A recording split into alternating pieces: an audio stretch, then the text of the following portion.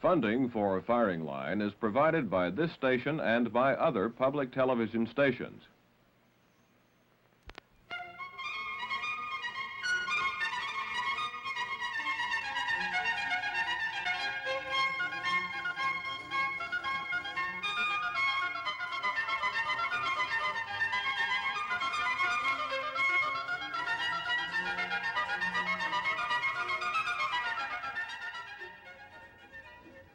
To discuss the case for private property, we have two guests. George Roach is the president of Hillsdale College in Michigan, a venerable small coeducational institute unabashedly devoted to the cultivation of the moral imagination and the presumption in favor of the private sector.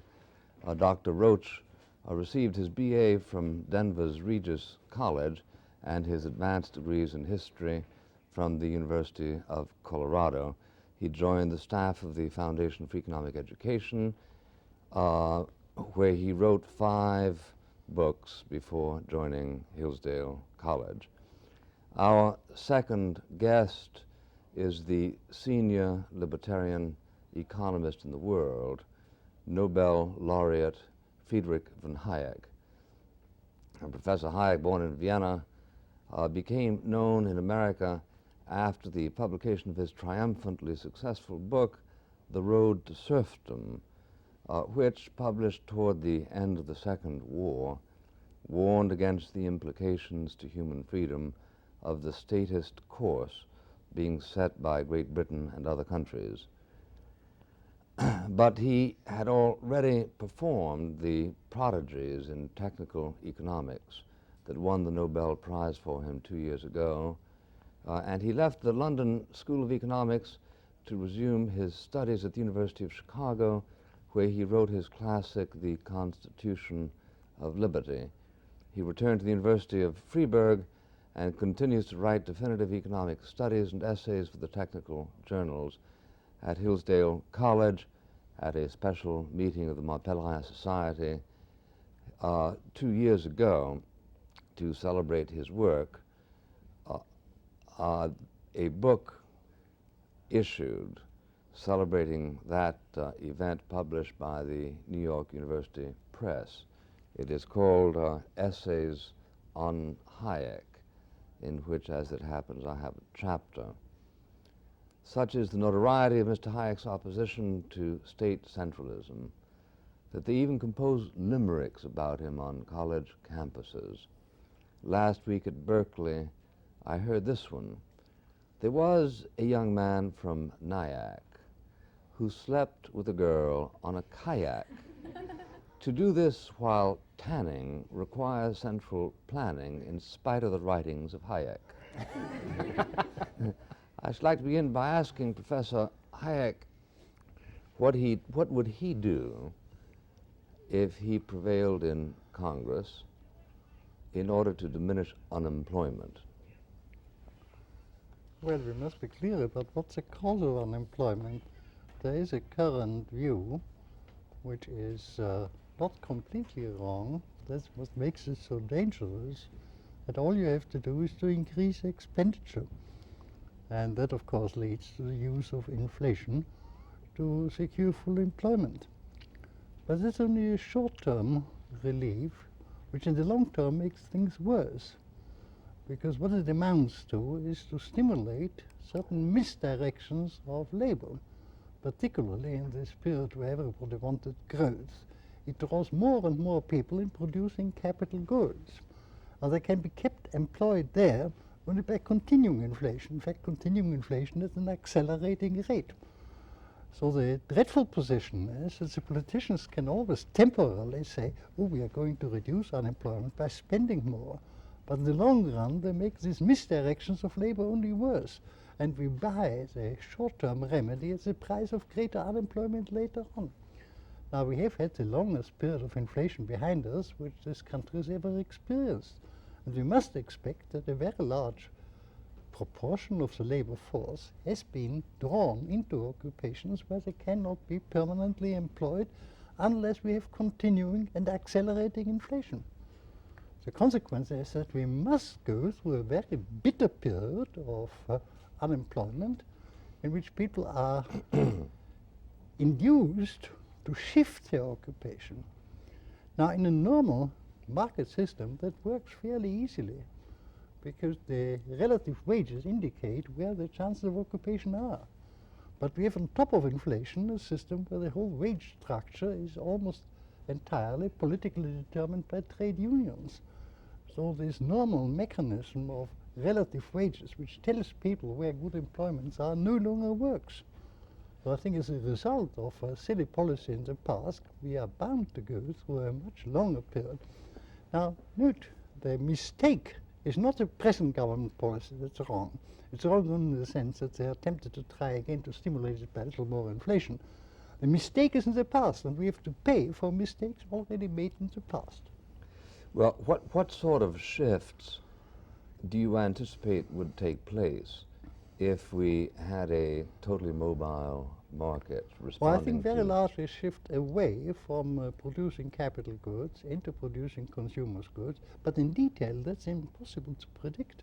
You know, the whole point of the market price system is that it tells us of an infinite number of particular facts and demands of which nobody knows. We can find out a stable situation only by letting the market work, using these signals which the prices constitute to draw people into which occupations are really employed. And that would work if we had a tolerably free market. Well, is it a part of your position that unemployment compensation is enough of a disincentive to neutralize the force of the marketplace? I can't speak about this country. I really don't know enough about how important it here is. I mean, the country which I know much better, England, of course, is the main factor. I mean, there you have the ridiculous situation where unemployment compensation is paid to the wives of people on strike. So the people, even if they go on strike to push up for higher wages, they don't run any risk. The government has to look after their families. Now, to a milder extent, I think the same thing is probably operating here. But I can't speak very definitely. I mean, the American trade union policy is let me put the question to you generally.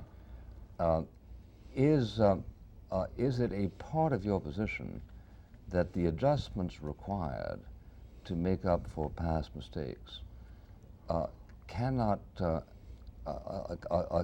take place alongside unemployment compensation, or is it only when unemployment compensation becomes too lucrative? The latter. You know, I have no objection against a flat minimum secured to everybody who cannot earn enough in the market. But the same for everybody on condition that he cannot earn more in the market. That need not interfere with the price mechanism, with the free play of market forces. But once, of course, you make it more attractive to employ unemployment compensation than to work, even young people who cannot expect to earn more than little when they begin, of course the temptation to remain unemployment, to earn unemployment compensation is very large. I have no idea, but I suspect that a comparatively large part of the unemployment which is recorded statistically isn't genuinely unemployment. It's just a preference of people to draw unemployment compensation rather than to work. Is that your experience, Mr. Roach? We have almost a case study of this in the United States in miniature, because here in this country, Professor Hayek, we have states like Michigan, where Hillsdale is located, that are major industrial states with major union pressures present. And in the case of Michigan, we find that unemployment compensation and workmen's compensation in general are on a rather higher level than they are in most other places. This has the effect of not only causing people to not wish to be employed, as you pointed out, it also has had the effect of driving business out of Michigan over the state line into other places where these very negative forces on business don't prevail. So we have a situation where a major industrial state like Michigan, presumably a leader in industrial growth, is now 48th out of 50th among the 50 states in the rate of industrial growth, as directly the result of pushing the very program that you decry. Well, is the how would you account for the almost unanimous opinion of liberal Democrats that in order to reduce unemployment, it is necessary for the government to pursue vast spending projects? Well, that's almost Since you speak of this as being almost manifestly ill-advised, the question arises why such superstitions should survive. Well, it's almost entirely the work of one man, in a way a genius, Lord Keynes, who was much more concerned about influencing current policies than about advancing the right sort of theories. And he was operating then in a very peculiar situation. You know, in Great Britain, a successful attempt was made after World War I, which brought a good deal of inflation, to bring prices down to the pre-war level. Prices came down, but wages did not. So you had in the 1920s a position in Great Britain where wages were internationally too high and Britain had become non-competitive on the world market. The problem in Great Britain was to make Britain competitive again, and it was clear that this required a reduction of real wages. Notice these real wages had been artificially increased by increasing the value of the pound. So because the pound was brought to its former level, people receiving the same wartime wages of an inflated could buy much more. Wages had not come down. Now, his first argument was wages must come down. Then the conclusion, that's politically impossible. So we must find another way. Instead of getting money wages down, we must depreciate the pound so that given money wages should correspond to a lower level of real wages. And then by a curious intellectual somersault, I would almost say, he led himself to believe that even bringing down money wages was not any use. It involves a very complex economic argument. And all he said, concluded, was that, well, we must inflate, in short. Now, notice several things. Keynes was a genius, but a genius who spent only a fraction of his time on economics, one of the busiest men I ever knew, but he knew very little economics except a particularly Cambridge tradition, and he was much more concerned to influence policy at a particular moment and develop a true theory. In fact, the last time I talked to him, it was after the war, I knew him very well. When I asked him, wasn't he getting alarmed about what his pupils, who had swallowed all this theory, were doing after the war when the danger was clearly inflation? His answer was, oh, don't mind.